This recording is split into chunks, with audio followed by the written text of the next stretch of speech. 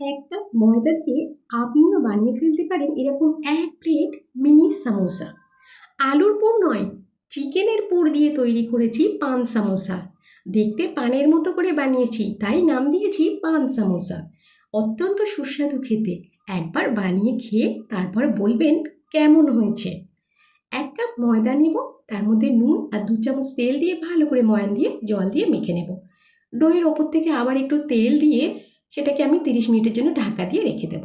চিকেনের মধ্যে 1 চামচ ভিনিগার, সামান্য নুন, হলুদ, লঙ্কার গুঁড়ো আর সামান্য আদা রসুন বাটা দিয়ে ভালো করে মিশিয়ে রেখে দেব।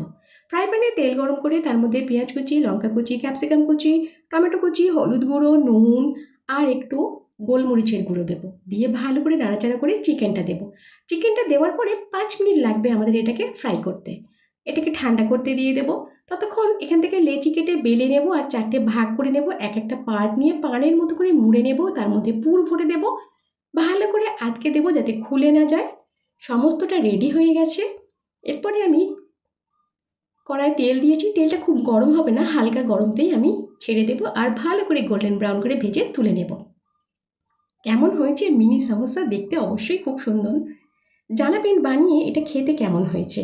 ভিডিওটি কোথা থেকে দেখছেন সেটা অবশ্যই জানাবেন। ভিডিওটি দেখার জন্য অসংখ্য ধন্যবাদ।